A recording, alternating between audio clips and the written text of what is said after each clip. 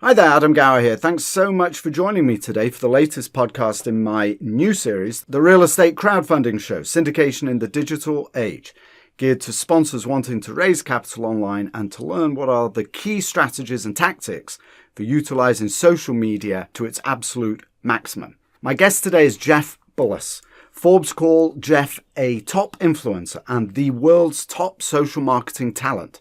Entrepreneur lists him among 50 online marketing influencers to watch, and Inc. has him on the list of 20 digital marketing experts to follow on Twitter, where he has over 500,000 followers. Among the things you're going to learn in today's episode, and for which I have created some video shorts, are the power of content, the one-to-many of social media, the law of reciprocation, why you need good SEO, starting from zero on social media, and why social media is important, as well as a lot of other insights. Be sure to go to GowerCrowd.com, hit the Insights button top right, navigate to podcasts, and you'll find some advanced training on the key components to a successful capital raise using social media as part of your overall digital syndication strategy. You'll also get access to the show notes page, where you'll find some short highlight videos from this episode, access to some advanced training, and links so you can connect directly with Jeff. And now, without further ado, here he is, Jeff Bullas. All right. This industry I'm in now today, and this brave new world, came about because I got into technology after, basically back in 1984, and I was a teacher before that. And I was teaching people didn't want to learn. They're called teenagers. I wasn't, and it was basically I felt like I was running a small riot squad, trying to keep the crowd calm and interested. And as a teacher, I had trouble teaching anything I don't feel is relevant. And I'm back in 1979 when I started teaching as a high school teacher. I'd have kids come up to me all the time and say, "Why are we learning this stuff?" And I said, "Because you have to," which is a really bad answer. So I really felt that the education model essentially was broken. It just served a system that basically became a production line to feed corporations. Nothing much has changed except and we'll get to that in a minute, but I really struggled as a teacher to actually believe what I was teaching was relevant and necessary for my students. No life skills. So I left teaching, and before I did that, on my summer break, just before I left, I went and did my own career experience a couple of weeks. I went and tried 3 different jobs. I tried insurance selling, I tried real estate selling, and also tried a few days with a mate who was doing a startup in digital or technology, doing software sales. So the one that felt most comfortable was the actual digital and technology area, because it was just fascinating. New, the PC was just coming out, and it was exciting times. And one of the things I was put off real estate is because I was a friend of mine who was running a real estate business put me with one of his salespeople, and he spent more time going to the pub and trying to flog photocopiers while he was trying to sell real estate at the same time. So I went, if this is real estate, it's not for me.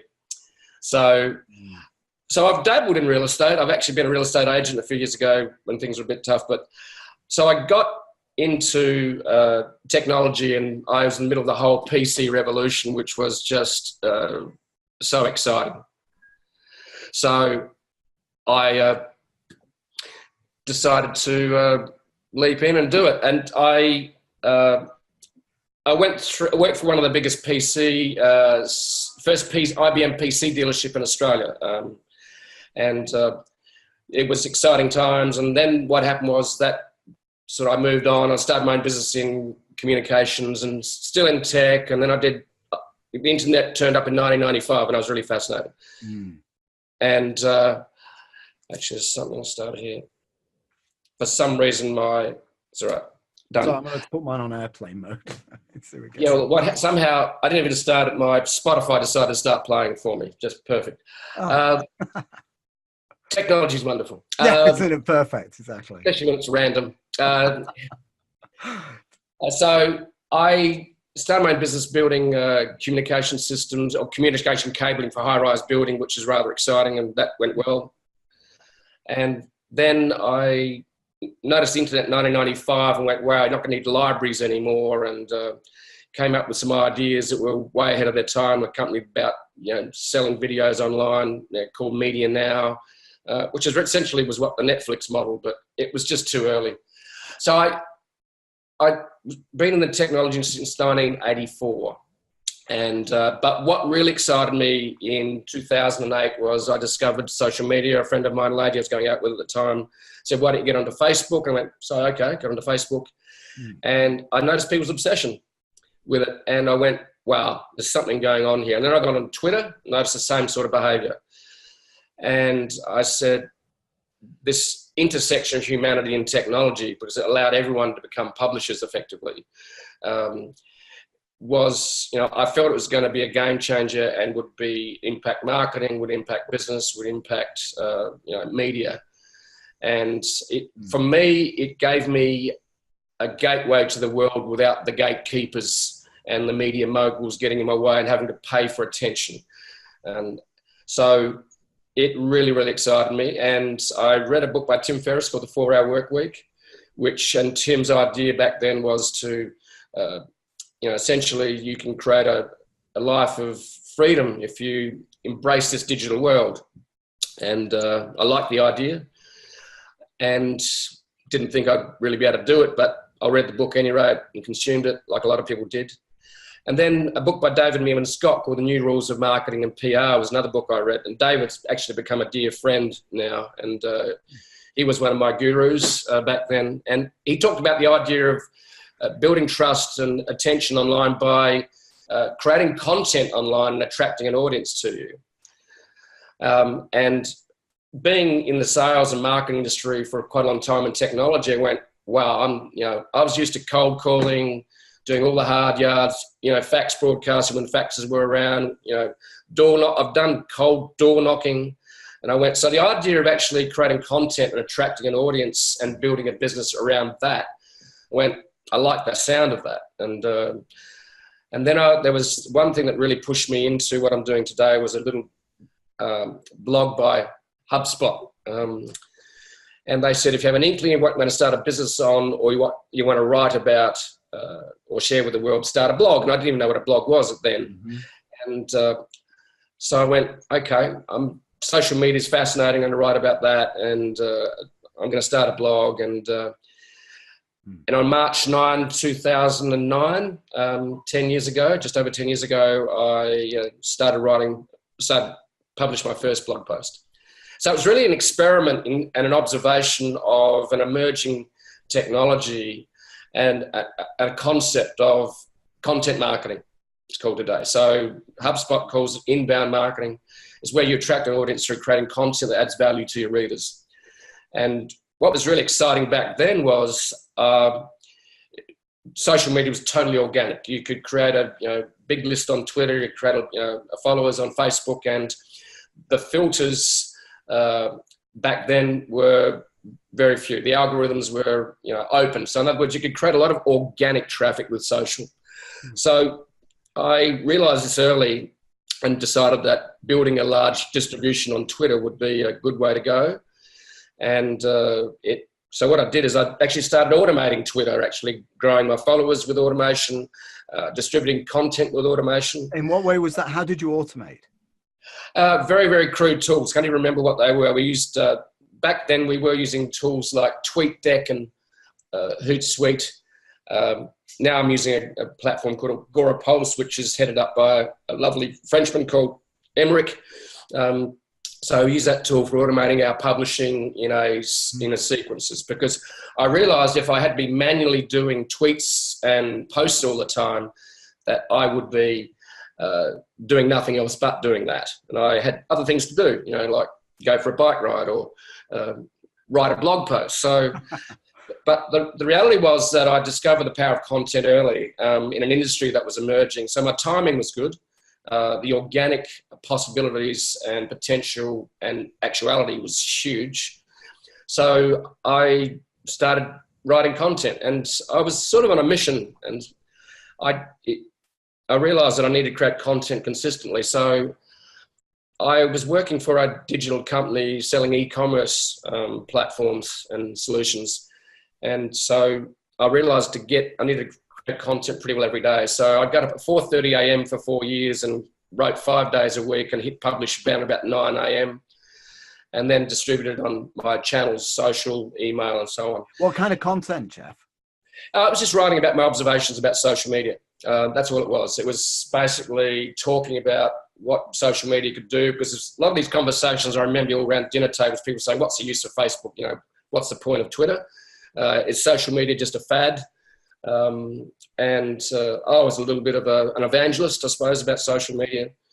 And I walked the talk. I used it to spread my content, to grow distribution. Because there's two things you've got to do, essentially, at first. Number one, you've got to create content that adds value to your audience. Number two, you need to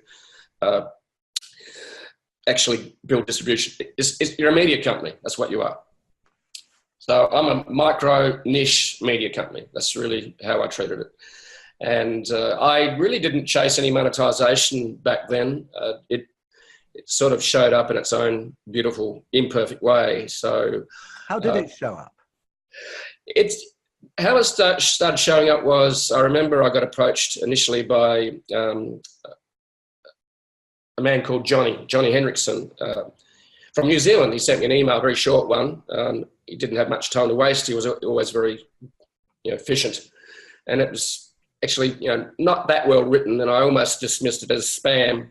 And he said, would you come over to New Zealand and run a workshop for us? And so I responded back, did a bit of work on it, and discovered that he was one of New Zealand's wealthiest men. So he invited me over to speak at an event at his golf resort just outside Christchurch, which has had an unfortunate event again. And because that was during the time that this Christchurch earthquake had just happened. So went around an event, and then he said to me, look, Jeff, I'm really fascinated by this digital. I've been in technology. I've floated a company in Japan. I'm overrunning golf resorts. I really want to get back into digital. So he said, well, I'm doing a startup. Do you want to be on the board? Give you some shares. And I thought about it for 2 seconds. I said, I'm in. So number one, I got paid to speak. That was the first, I suppose, one of the first influences in my industry, along with a bunch of other peers that got in early and started writing about social media. That's how it first turned up, was that by adding value to people's lives, they wanted me to share what I was learning along the way. So, if you think about what you're doing in terms of raising capital for real estate developers, the principles don't change. It's just, basically by creating content, adding value, appearing in, once you've added that value, quite often you get asked to show up at a meeting, a conference, or you can have a conversation. You create that initial trust, which is a one-to-many conversation, which is what social media allows us to do, is have those one-to-many conversations. Because as we know, one-to-one conversations are very time-consuming. And that's the other thing I loved about social, was it allowed me to reach the world at scale. And initially, the contacts you're going to have are going to be what we call weak ties. In other words, they're going to be just little snippets like you and I. You've been reading my email, for example, for a few years. And look, today now we're actually having a conversation from the other side of the world together, as if we're in a virtual coffee shop. And that's been created by content. And it's been created by distributing that content and reaching out to draw people in. So, and the model then emerged from that was speaking. We do affiliate marketing. We basically recommend other products and training that we trust and share that with our readers. We do sponsored content on the site. We're essentially a hybrid education media site. We also do influencer marketing. So essentially the models emerged which didn't exist 10 years ago. Micro publishers, a media company that educates.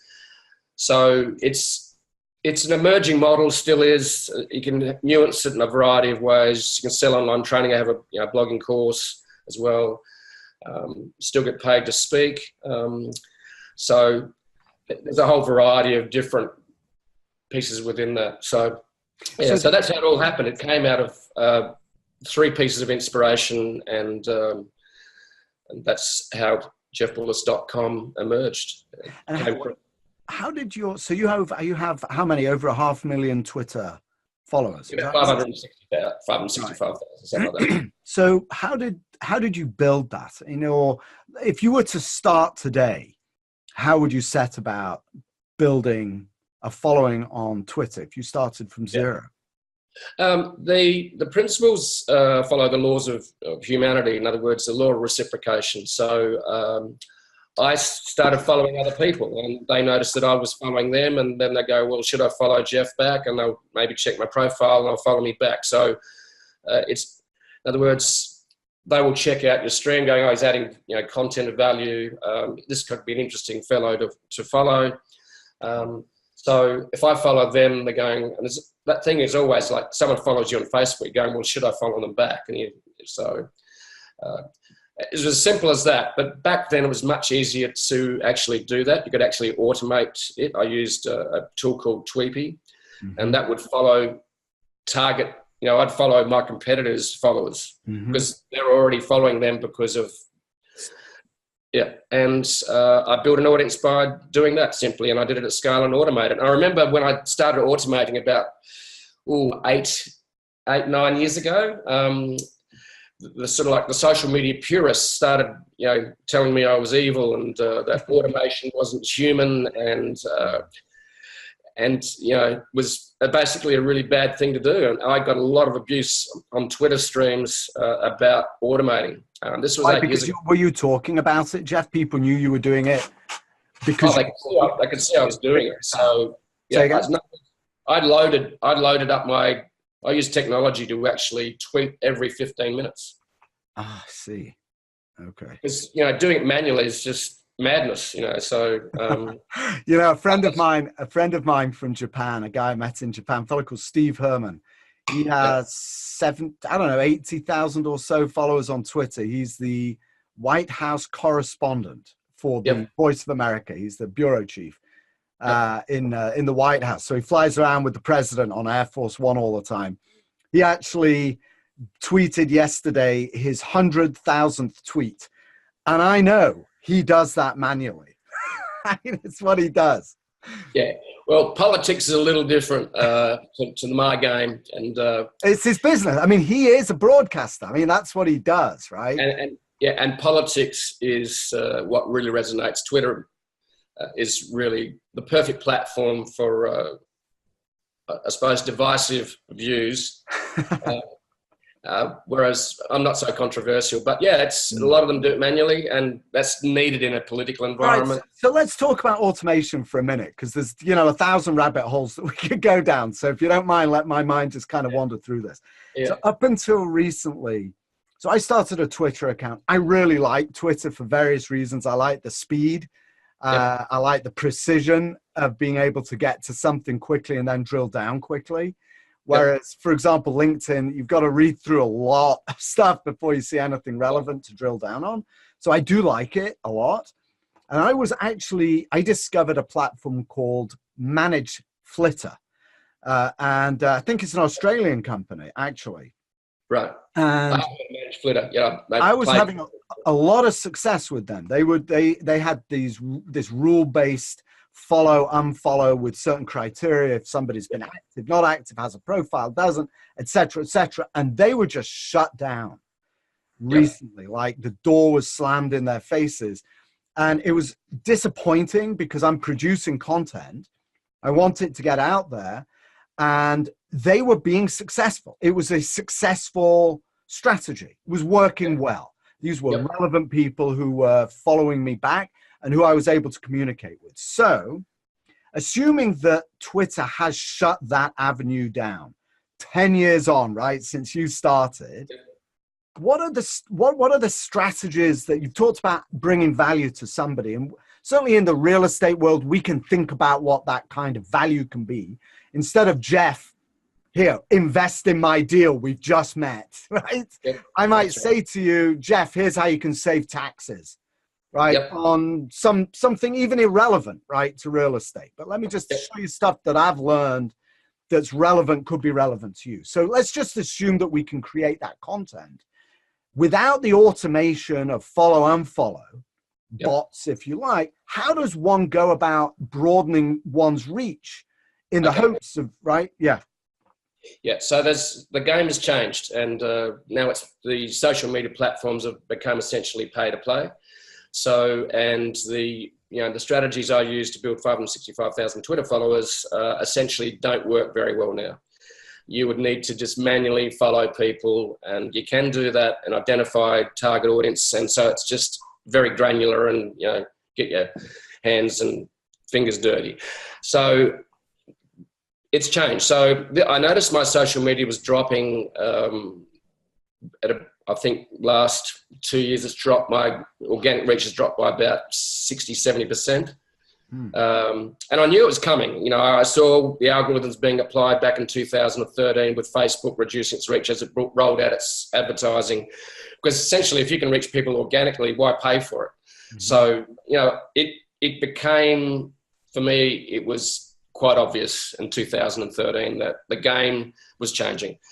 So, but it didn't change rapidly. Twitter actually, for quite a while, didn't have algorithms applied, but that changed about 2 years ago now, so 2017. So what happened in 2017, I decided that if this area is becoming less effective, and as we know in the digital world, things will always keep changing. Change is the norm. So you've got to be quietly paranoid about change. You realize it's going to be either forced on you or you're going to change yourself. So what I did back then was we invested in search engine optimization. So before I just created content, I was getting a lot of organic traffic. It was about 45% of my traffic turned up by Google search, organic Google search, keywords. So I decided to double down on search engine optimization, and there's really two parts to search engine optimization to make it really simple for your listeners. Number one, content. If you create great value content and people link to you, Google will say you're an authority site because there's dozens and dozens of sites linking into you. It's called, basically it's page rank algorithm, and it tells Google what sites are linking to you. So if the New York Times links to me about an article, then New York Times will go, well, Google will go, wow, this New York Times is linking to Bullas.com, and then the Guardian is, and then whatever. So if it's a high authority site linking to you, it gives that indication to Google. That's done through content, but then on top of that, then there's quite a technical part of optimizing your website and blog for SEOs and search engines and Google and Bing and the others, in that you've got to make sure your site's structured, technically clean, it loads fast, it's visible on mobile, its categorization is done very well. So it comes down to a much more technical project, and that's what we did. We doubled down on both the content and also the technical aspects of SEO, and that's been the challenge with a lot of people on SEO is they will not invest in it because you don't see results for up to 12 months. And a lot of business owners that do an SEO project want results next week. You've got to play a long game in digital, even though it's a fast-moving landscape. So a year later, we started, 6 months later, we started getting a little bit of traction. Then we got more traction, then we got some bumps and rises. And today since doing that project, we're now attracting an extra 1.5 million visitors a year through organic search engines results, which come in on keywords and phrases that will be relevant for my industry. So if you're in, raising capital, real estate, and you had a real estate site, you would be wanting to actually work at what are the phrases that I want to rank for. So when people go looking for raising capital or selling real estate or real estate development, and it could be local. Okay, so a lot of developers, we're going to be working in a local area. You'd be wanting to write content for that and also make sure that your site is actually technically developed for that as well. So I had to basically, I suppose, evolve my distribution strategy. And that's paid off. But I had to invest in it first and be patient and believe that what I was doing and my team would be delivering it, and they did. So, but now there's been another change in the last 12 months is the rise of Facebook Messenger marketing. Okay. So the challenge too is that open rates on email are dropping as well. Okay, everyone's sick of spam, people are going to unsubscribe from your email list. So the reality is that we pursued building some followers on Facebook Messenger. And so a year ago, I ran a project for Adam Warner from Mixergy, who started a new business doing Facebook bots, which basically, and I use a platform called ManyChat at this stage, which is a Facebook Messenger bot that allows that you add value, just like you do an email, you offer something of value like a free ebook, and they can receive it on Facebook Messenger. So today we've built nearly 11,000 followers on Facebook Messenger, and the open rates are above 50 to 60%, and click-through rates can be 10% plus, which just blows email out of the water now. So, we've continued to actually work on what we call, I suppose, organic growth hacking to actually build distribution globally. On top of that, then we also are working out the most effective way to use Facebook ads, and the little company startup that I started with in New Zealand 8 years ago today, called Shuttle Rock. That name came out of the Christchurch shaking of the rocks, Shuttle Rock. That's the genesis of the word. And today we have about 50 staff. We're a Facebook global partner, and we use video content to actually be very efficient in terms of conversion of Facebook video ads into leads and sales. So that little company I got invited to be on is now substantial and very profitable, and we've raised about $5 or $6 million, and we're one of Facebook's preferred global partners in the media area, content creation. And that came out of a little email conversation that came out of content 8 years ago. So we use their technology to actually improve our conversion rates on click-throughs by 50%. So we'll use a static image, turn it into a video of 6 to 15 seconds. And then what we do is we then, from that, then get people to opt in something of value, whether it's a mini webinar, and we've been experimenting with mini webinars as well. How long's a mini webinar, Jeff? A mini webinar, a lot of webinars around 30 to 40 minutes. I suppose a visual podcast, really. But we keep them short, 8 to 10 minutes,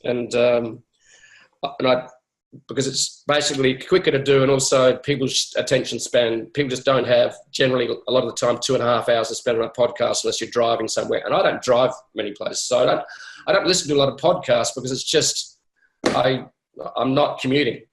And if I go for a walk, I love to actually just hear the birds, which is rather strange, I know, but I don't like to fill my head with noise.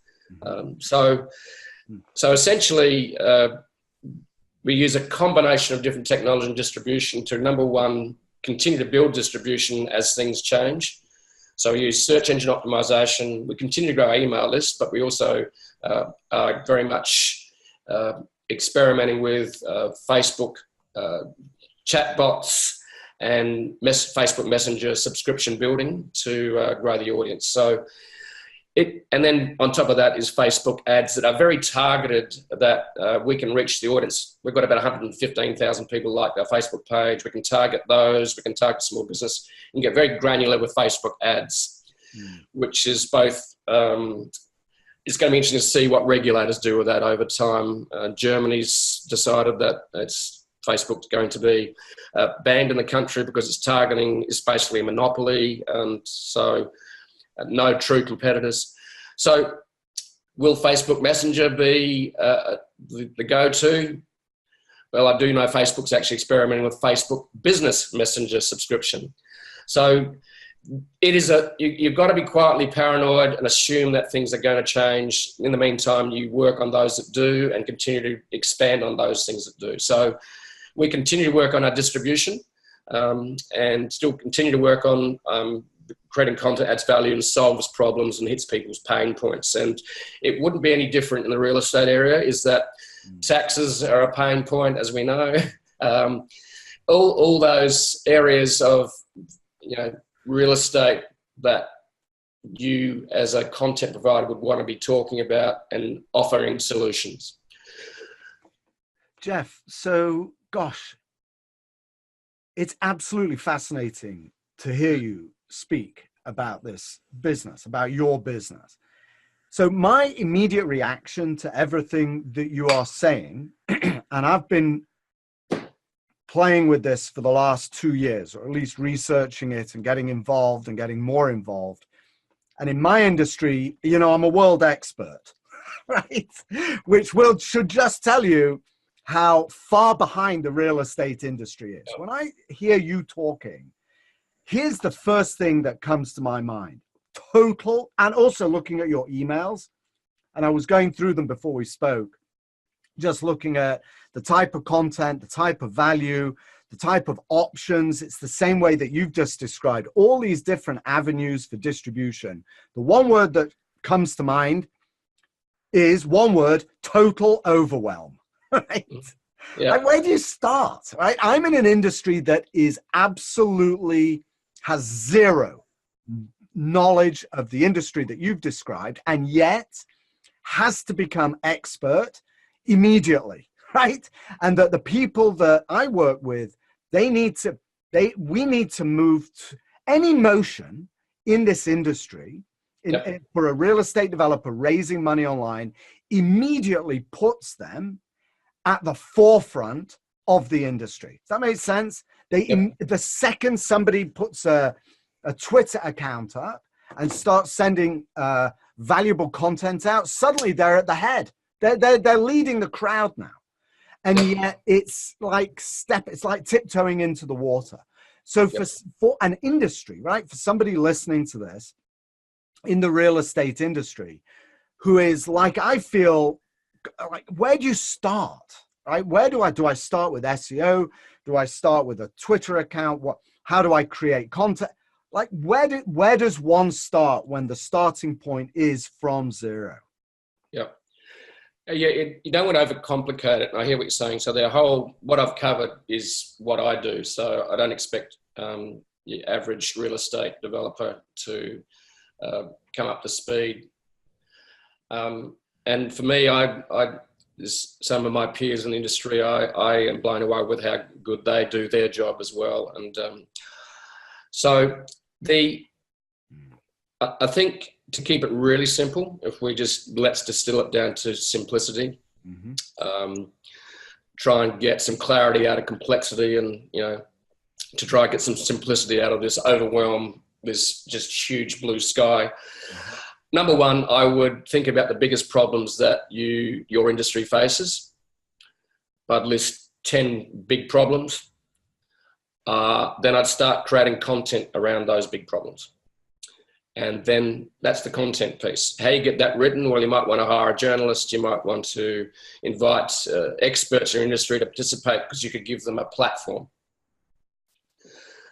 Number two, you need to build distribution. So how do you do that? The game has changed. So instead of organic social and building a Twitter account, I'd just go straight to targeted Facebook ads and experiment and see how quickly. And what I'd do is I would, number one, drive them to read content. But number two, I would maybe just put together a simple mini webinar where you explain your services, and maybe a call to action to actually, after that webinar, is attend a small $97 or free event where you actually can get in front of people. So when you're talking about big ticket items, then, as in big dollars, people aren't going to hand them over easily online. You've got to basically get in the weeds and do it. But there's nothing to stop you building those leads, where you start building trust and credibility, where you then get them to turn up in person at a real estate development event. And you can drive, traffic to these, to the webinar. So essentially, number one, content that answers 10 of your biggest problems in your industry. Number two, I would then distribute that content and get people to actually register as email or Facebook, and do that with Facebook targeted ads that target the type of individuals that play in this area. And then what you need to be doing all the time is testing to see that you're not paying a lot of money to actually get those clicks. So this is where testing conversion rates, and you can see it. Facebook will actually optimize. You can go and see which ones. We ran a series of 72 different 12 ad sets of 72 ads. And our click-through for people to register for a webinar varied from $2.50 down to 18 cents. Then the test is that 18-cent lead or click, is that actually a quality lead? And that comes down to a constant optimization of your whole sales funnel, from lead generation to actually running the webinar with a call to action webinar to maybe attend an event. So that's what I'd really do. I'd really be using content that solves problems, and then I'd be using Facebook ads as efficiently as possible to get clicks for leads, then turn those leads into attendee at an online webinar or an attend at a real webinar.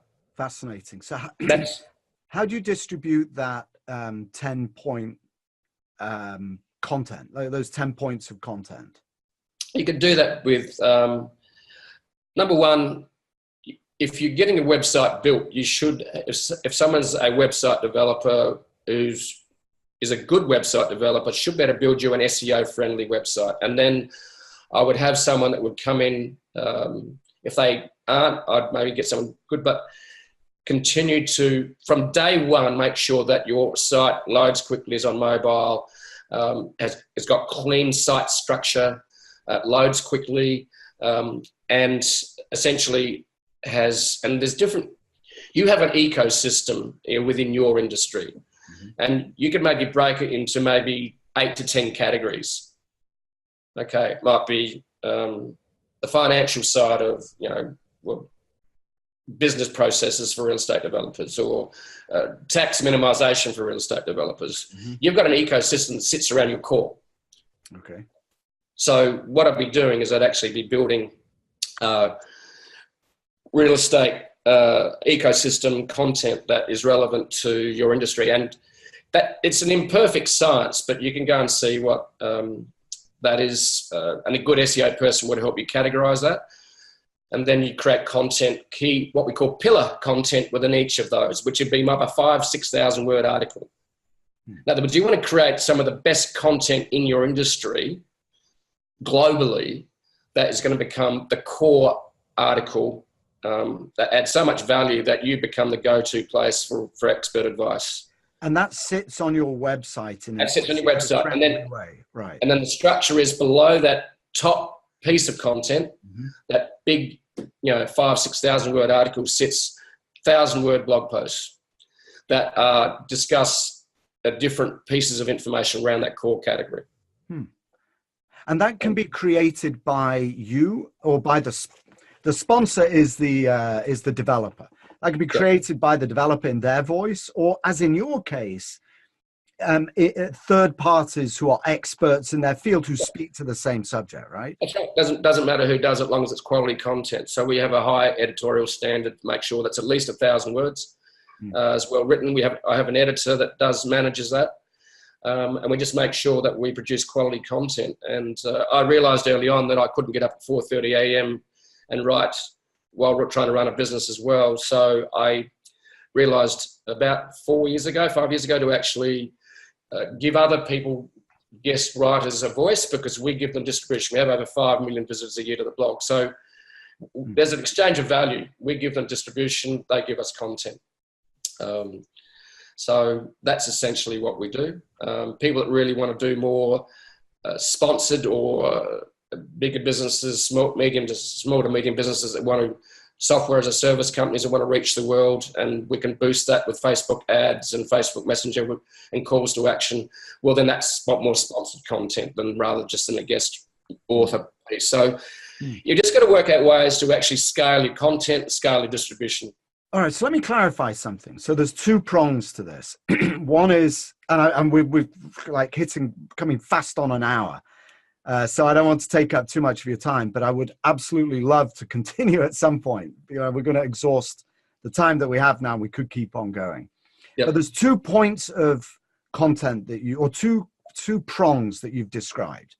Let me just clarify how these two things work. On the one hand, you have described a kind of mothership, if you like, of intel, right? Yep. That establish authority. And that's a SEO-friendly website that has authoritative content that says, I'm the knowledge leader in my field. Yep. And over here, you also have advertising. Yep. So with the advertising, correct me if I'm wrong, what I think you're saying, and I think this is where I've been driving my clients as well, is that you've got to have this base of intelligence, right? This thought leadership on the one hand. A core digital asset that actually is your core, that exposes and displays your expertise, and that's online content. And here, when you advertise, what you're doing is you're going out to cold prospects, if you like, Yeah. and when they research, when they see your ad, and they say, all right, who's this guy? Right, who is this guy? Right, who is this developer? I've never seen him before. Run a Google ad. Suddenly now, here they discover you, and they discover this font of knowledge. And so these two things work together, right? You can't, if you have to have the two. Yeah, right? that's absolutely cool. And you need, so essentially you're not going to be going, okay, here's my website, buy my stuff. All right. Essentially you are, by creating this digital core that offers the value and displays your expertise, you're creating credibility and trust. So this is the nurture part. And as people continue to read that, they will pick up the phone and call you. But you can make it, and this is the mistake I did make early on. I was doing the first two pieces well. I was actually building content, building distribution, right? But I wasn't doing the last piece, which is conversion. I wasn't converting that credibility and trust into customers and sales. So the real, at the sharp end of the funnel, is where you've got the credibility and trust, you've got the readers, and then you actually offer them something which is a call to action, which could be, it initially might be just a small commitment. And that's how, as you know, if you're dating a girl, you ask for a small commitment first, and that's getting the appointment. Mm-hmm. Okay. Then there's the kiss, and we know the rest. So, right. And eventually you might ask that girl to marry you. Okay, that's the final commitment.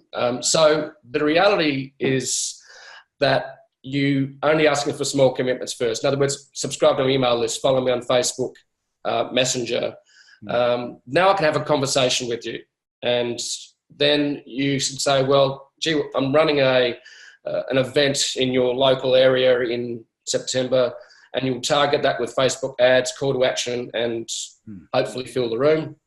And then they'll get to meet you in person, understand that you are someone they can trust. They've researched you online. In fact, data shows that about 70-80% of all the research is done on you before anyone even picks up the phone. Mm-hmm. So, and you do that at scale through content. So the reality is that the last piece of the puzzle is where the rubber hits the road, and where you convert credibility and trust, and you've nurtured and displayed your bona fides.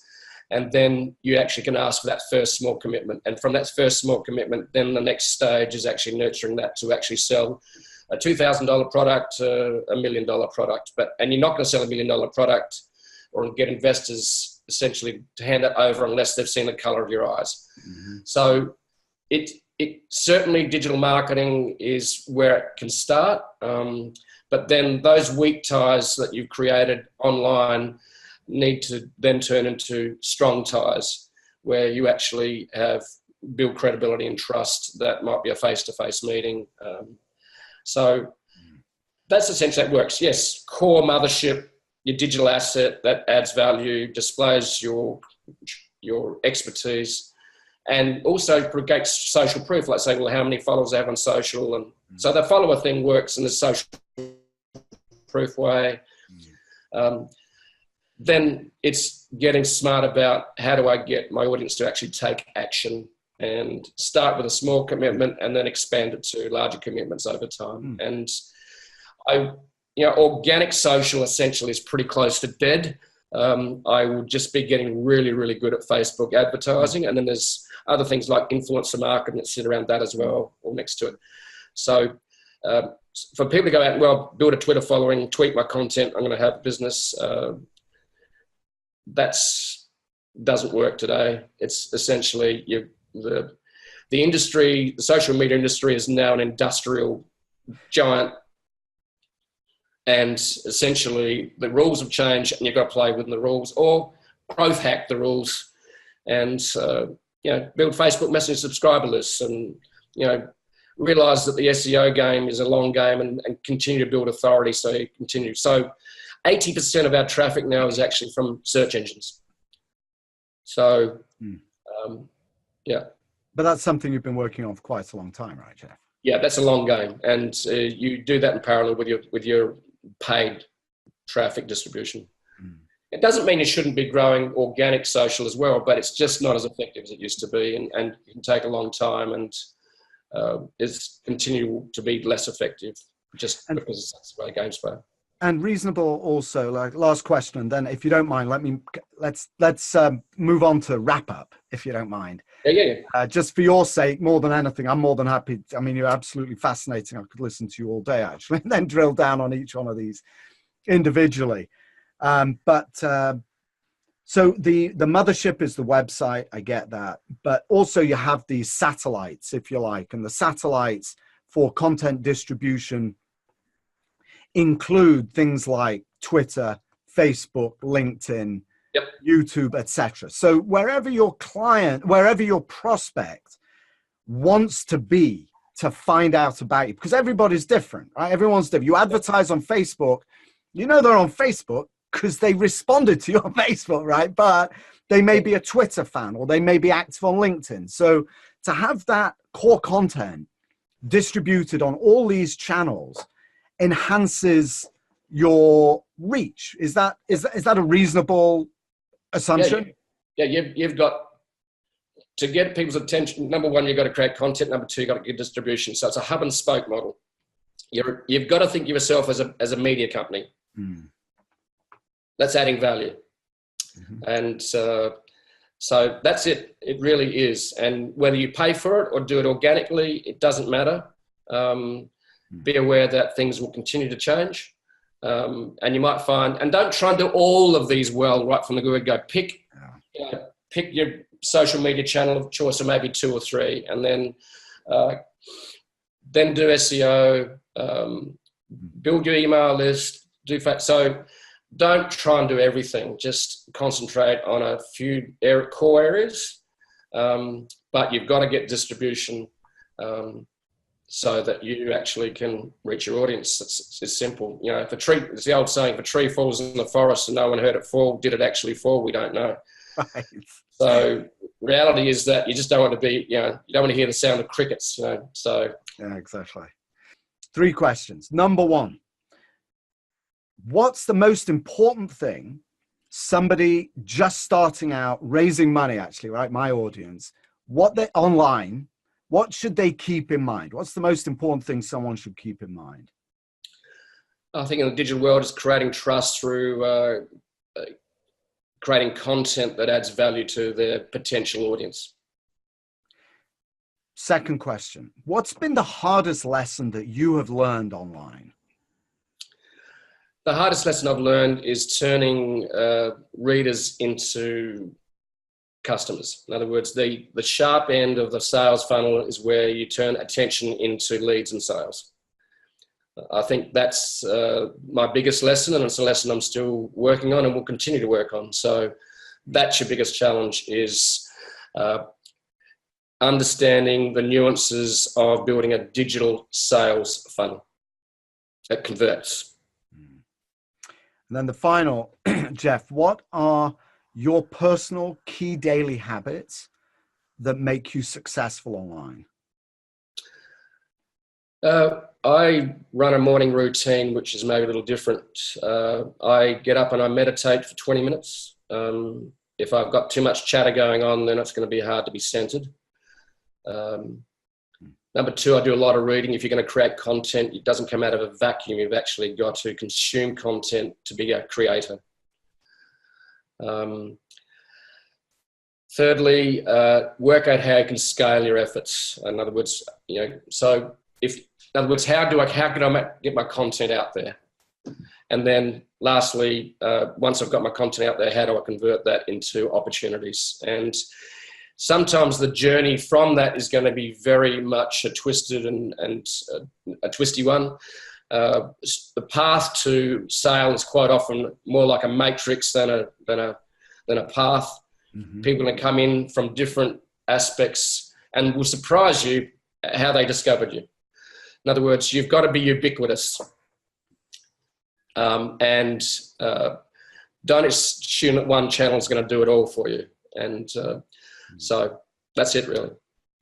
All right, that was Jeff Bullas, and absolutely fascinating, right? He's really an amazing guy. You can access links to this podcast at GowerCrowd.com. Hit the Insights button top right, navigate to podcasts, where you'll find some bonus episodes that pull out the highlights of my conversation with Jeff, as well as some advanced training and some links directly to Jeff's website and resources. And do also please connect with me on social media. You'll find me on LinkedIn, Twitter, YouTube, Facebook, and Instagram under either my name, Adam Gower, or under the moniker GowerCrowd. GowerCrowd is your one-stop shop for everything you need to syndicate your real estate projects online. Hey, thanks so much for listening, and I'll see you in the next episode. This is Dr. Adam Gower signing off.